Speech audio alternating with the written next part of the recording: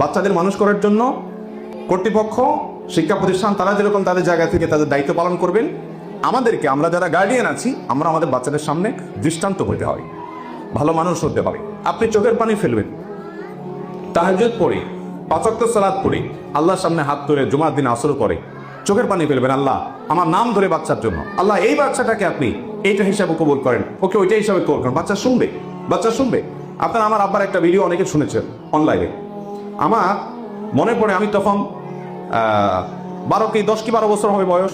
আমার বাবার তখন সাতক্ষীরাতে ঘেরের ব্যবসা আছে। ঘেরের মাঝখানে একটা ঘর ছিল, সেখানে কর্মচারীরা থাকতো, আব্বাও থাকতেন। আমি মাদ্রাসা বন্ধ হলে সেখানে এসে থাকতাম। আমার এখনো সেই দৃশ্য মনে পড়ে যে এমন কোনো রাত যায় নাই যে রাত ভোর রাতে, ধরেন 3টা 3:30টার দিকে বাবার তাহাজ্জুদের পরের কান্নার আওয়াজে আমাদের ঘুম ভাঙে নেই।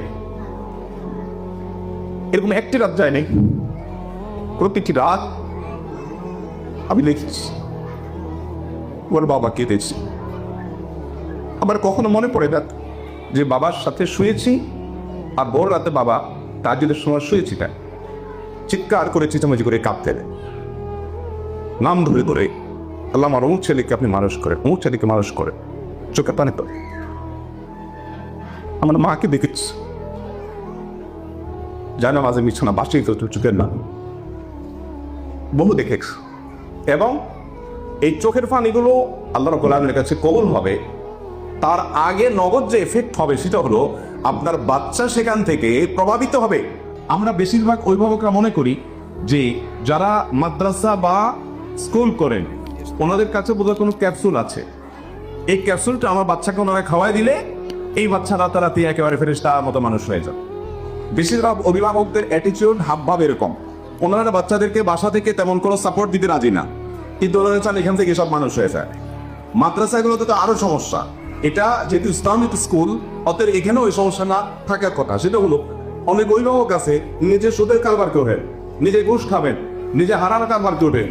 অনেক মা আছে নিজে সারাদিন ফিল্ম দেখবেন, ইউটিউবে, ফেসবুকে, বিভিন্ন জায়গায় নিজের সময় সব ধ্বংস করবেন। এরপর আবার তিনি চাইবেন যে আমার ছেলেটা একজন দাঈ ইলাল্লাহ হবে, একজন আলেমে দ্বীন হবে। How funny! এটা কিভাবে সম্ভব?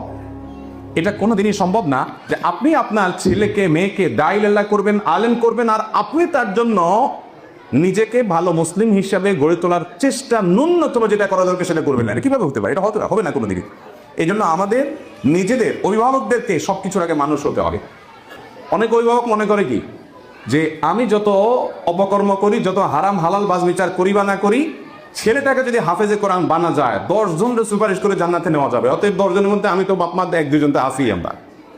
অতএব নিজেদের জান্নাতে যাওয়ার জন্য অনেকে ছেলে মেয়েরে মাদ্রাসা ভর্তি করে, যে আমার যা আছে সব রিকভার করে সে 10 জনরে পার করে নিয়ে চলে যাবে।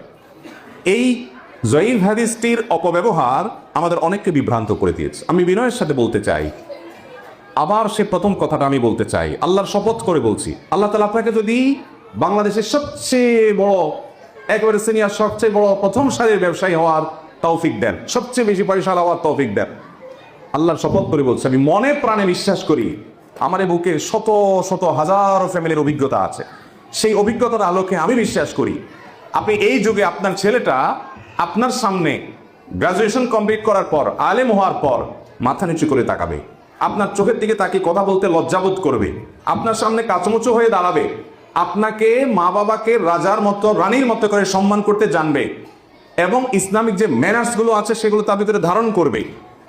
আমি পড়াশোনায় কিন্তু আসিনি, পড়াশোনার সাবজেক্ট পড়ে, শুধু এইটুকু সবকিছু পারফেক্টলি করবে। এই পর্যায়ে যদি আপনার